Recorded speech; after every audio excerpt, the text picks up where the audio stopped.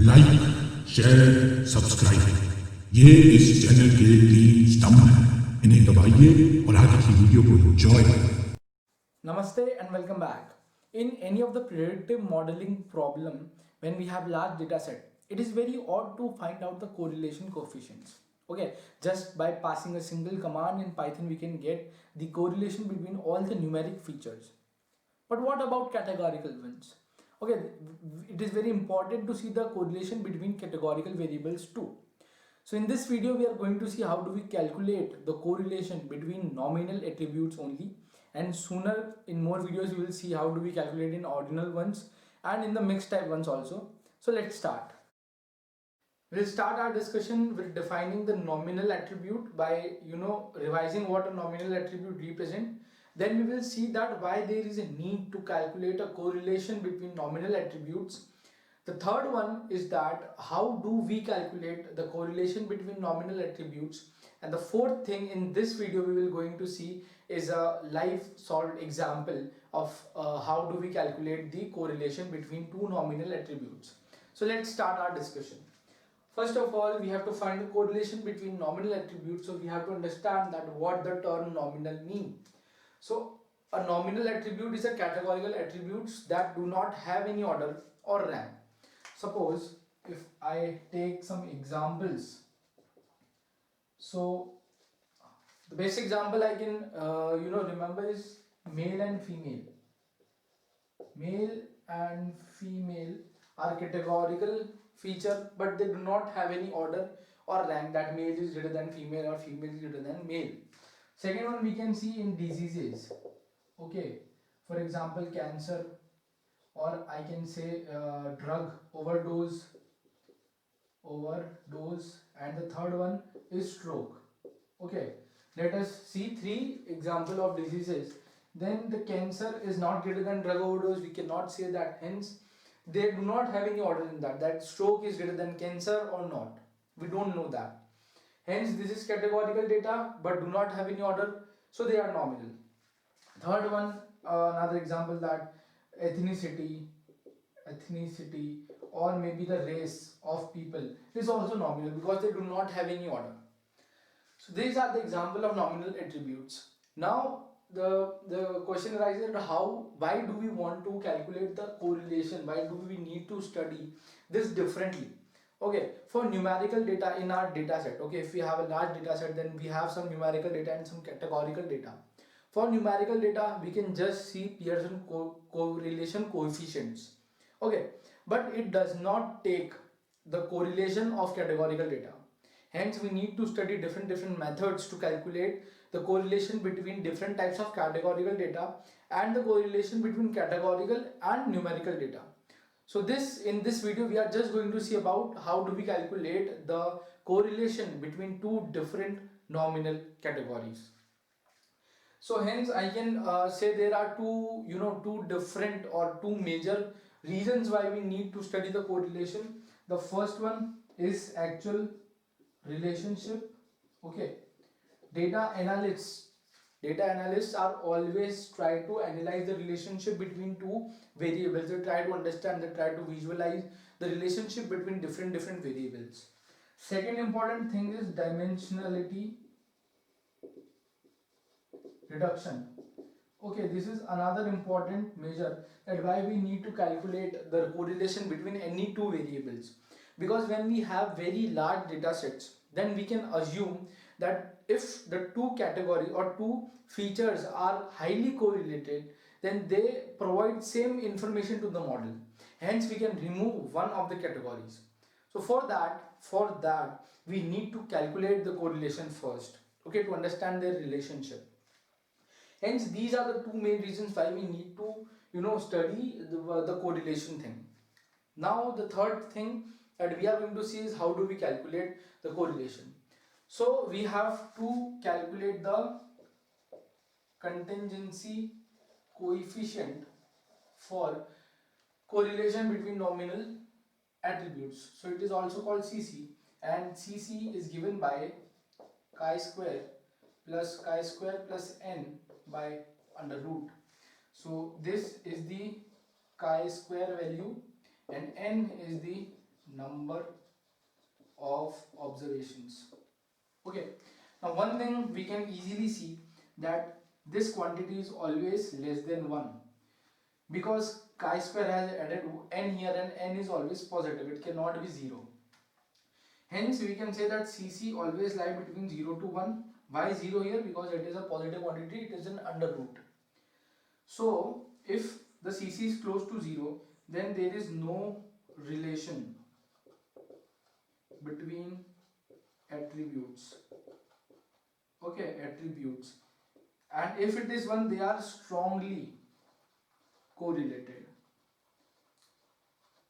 Strongly correlated. So we have to, if we have two variables, two nominal variables, first we will calculate the chi-square value. We will have the number of observations. By that we can calculate the contingency coefficients. And if there is no, if it is close to 0, then there is no relationship.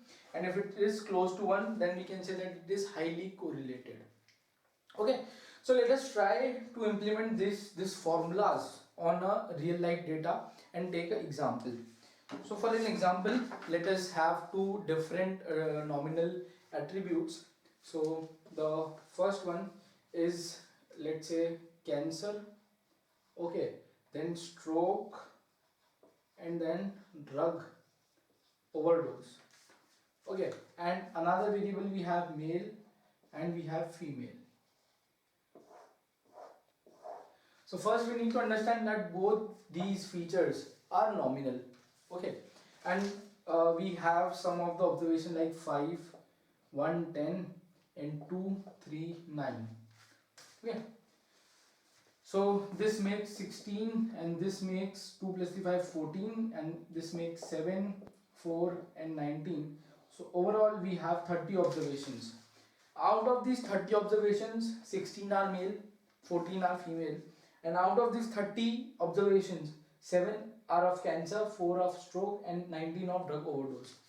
Now we need to calculate that are this and this feature correlated or not. This is our question. So if we are going through any type of tests, it is very mandatory that we define the null and the alternate hypothesis. So the null hypothesis, for that we can say that H naught is they are independent. Okay, they are independent, they are not correlated. And alternate hypothesis, we can say that they are dependent. Okay, we can say they are dependent. So let us try to calculate the chi-square value. For that, first we will need to calculate the expected ones. So for expected ones, let's say cancer, stroke, drug overdose, and we have male and female.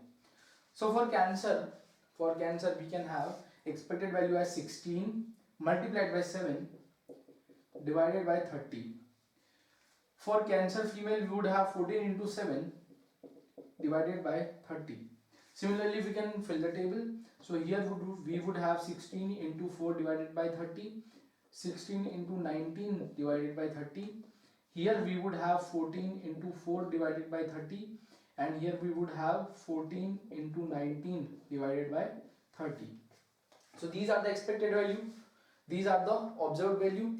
We can have chi-square value as observed minus expected whole square divided by expected and summation.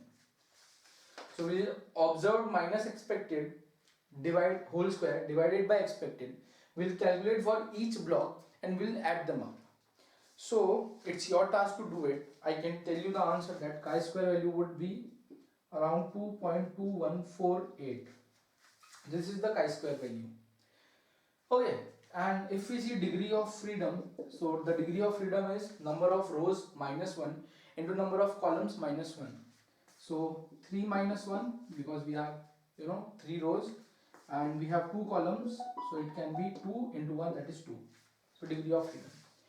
Now if you calculate with degree of freedom 2 and chi-square value, we can calculate p-value from chi-square distribution, and it comes out to be the p-value 0.330408, which is greater than 0.05. Of course this is very larger than 0.05. Hence we can say that we fail